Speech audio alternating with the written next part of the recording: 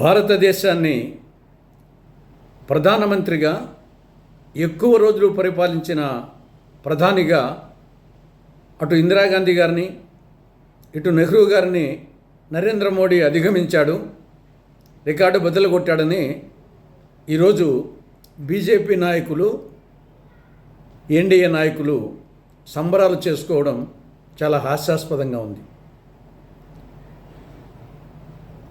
ఇందిరాగాంధీ గారి పరిపాలించిన రోజులను బ్రేక్ చేయాలంటే ఇంకా 3.5 సంవత్సరాలు పడుతుంది మోడీ గారికి. నెహ్రూ గారి పీరియడ్ను బ్రేక్ చేయాలంటే ఇంకా 4.5 సంవత్సరాలు పడుతుంది. నెహ్రూ గారు భారత ప్రధానిగా 16 సంవత్సరాల 286 రోజులు పరిపాలించారు. ఎంత? 16 సంవత్సరాల 286 రోజులు. ఇందిరమ్మ ప్రధానమంత్రిగా 15 సంవత్సరాల 350 రోజులు పరిపాలించింది. 15 సంవత్సరాల 350 రోజులు. నరేంద్ర మోడీ గారు 12 సంవత్సరాల 14 రోజులు. కాబట్టి నెహ్రూ గారిది గోల్డ్ మెడల్, ఇందిరమ్మది సిల్వర్ మెడల్, మోడీది బ్రాంజ్ మెడల్. దీనికే సంబరాలు, మొత్తం రికార్డు బ్రేక్ చేసినట్టుగా. ఆ వాస్తవాలు పక్కన పెట్టి వరుసగా అనే ఒక పదం పెట్టి వరుసగా ఎన్నికల ద్వారా అంట 47 నుంచి 52 వరకు నెహ్రూ గారు ప్రధానమంత్రి కాదా? ఈ దేశానికి ప్రధానమంత్రి కాదా? అది పక్కన పెట్టేస్తారా? పోనీ ఎవరి నాయకత్వంలో ఎక్కువ సీట్లు వచ్చాయి? నెహ్రూ గారు ప్రధానమంత్రిగా ఉన్నప్పుడు 1951, 52 ఎన్నికలు జరిగినాయి. కాంగ్రెస్కి ఎన్ని సీట్లు వచ్చాయి? 364 లోక్సభ సీట్లు వచ్చాయి. మళ్ళా 1957లో 371, 1962లో 361. అదే ఇందిరాగాంధీ గారి పీరియడ్లో కూడా 1967లో 283, 1971లో 352, 1980లో 353 సీట్లు కాంగ్రెస్కి వచ్చాయి. మోడీ గారి నాయకత్వంలో బీజేపీకి ఎన్ని వచ్చాయి? 2014లో 288, 2019లో 303, 2024లో 240. ఒక్కసారి మాత్రమే 300 దాటింది 2019లో. కానీ నెహ్రూ గారు మొత్తం వచ్చేసి ఆయన హయాంలో జరిగిన 3 ఎన్నికల్లో 300 పైనే, 364, 371, 361 కాంగ్రెస్ పార్టీకి. అంటే నెహ్రూతో పోల్చుకోవడం అనేది అది అసంభవం. తర్వాత నెహ్రూ గారి విజయాలు. నెహ్రూ గారు ప్రధానమంత్రి అయినప్పటికీ దేశ పరిస్థితి ఏమి? ఆహార ధాన్యాల కొరత, ఒక గుండు సూది ఉత్పత్తి చేసుకునే పరిస్థితి, కరెంటు లేదు, రవాణా సౌకర్యం లేవు, తినడానికి తిండి, త్రాగేదానికి నీరు, కట్టేదానికి బట్ట, ఉండేదానికి చోటు. అటువంటి పరిస్థితుల్లో ఆయన ప్రధానమంత్రి పదవిని చేపట్టి ఆయన యొక్క దార్శనికత్వంతో, రాజనీతిజ్ఞతతో పునాది వేశారు. అప్పటికి భవనం లేదు, పునాది వేశాడు ఆయన. ఆ పునాది మీద తక్కిన ప్రధానమంత్రులు వచ్చేసి కొంత భవనాలు, బిల్డింగ్స్, అంతస్తులు కట్టిండొచ్చు.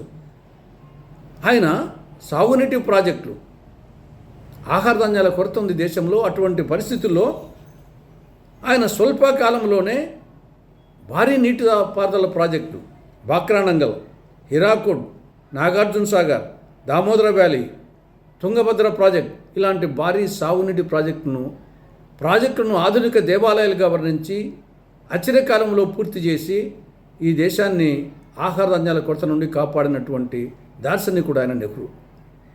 అప్పటికి ఒక గుండు సూదినుడిగా ఉత్పత్తి చేసుకున్న పరిస్థితులు ఉండేవాళ్ళం. అలాంటిది ఆయన బిలాయ్ ఉక్కు కర్మాగారం, దుర్గాపూర్, రూర్కెలా ఉక్కు కర్మాగారాలు, భారీ ఉక్కు కర్మాగారం నిర్మించి ఈ దేశాన్ని పారిశ్రామికంగా అభివృద్ధి చేశారు. ఇంకా ఎన్ని చారిత్రాత్మక సంస్థలు ఆయన తెచ్చింది. విప్లవాత్మకమైన, చారిత్రాత్మకమైన అన్ని రంగాల్లో IIT, AIIMS, SAIL, ONGC, DRDO, IIM, ISRO, BHEL, LIC, election commission, ఈ విధంగా అనేక విప్లవాత్మక సంస్థలు నెహ్రూ గారు తేవడం జరిగింది. అసలు మహిళలకు ఓటు హక్కు అమెరికాలో వాళ్ళ యొక్క రాజ్యాంగం రాసుకున్న తర్వాత 150 సంవత్సరాలకు వాళ్ళకు మహిళలకు ఓటు హక్కు ఇచ్చారు. గ్రేట్ బ్రిటన్లో రాజ్యాంగం రాసుకున్న తర్వాత 700 సంవత్సరాలకు మహిళలకు ఓటు హక్కు ఇచ్చారు. అలాంటిది భారత రాజ్యాంగం అమలులోకి వచ్చిన తర్వాత జరిగిన మొదటి సార్వత్రిక ఎన్నికల్లోనే మహిళలకు ఓటు హక్కు కల్పించినటువంటి ఘనత ఇది పండిట్ నెహ్రూది. పంచశీల ప్రబోధకుడు, పంచవర్ష ప్రణాళికలను అమలు చేశాడు. ఆయన సర్దార్ వల్లభాయ్ పటేల్ ఇద్దరు కలిసి ఒకరు ప్రధానిగా ఉప ప్రధానిగా 565 సంస్థానాలను దేశంలో విలీనం చేయడం జరిగింది. అదేం చిన్న విషయం వచ్చేసి. ఫ్రెంచ్ వారి నుండి పాండిచేరిని, పోర్చుగీస్ వారి నుండి గోవాను భారతదేశంలో విలీనం చేశారు నెహ్రూ గారు. కాబట్టి ఆయన విజయాలు చెప్పుకుంటే కొండవీటి చెంతాడులో ఉంటాయి. కానీ అదే సమయంలో మోడీ గారి 12 సంవత్సరాల వైఫల్యాలు ఇవి కొండవీటి చెంతాడులో కనపడతాయి.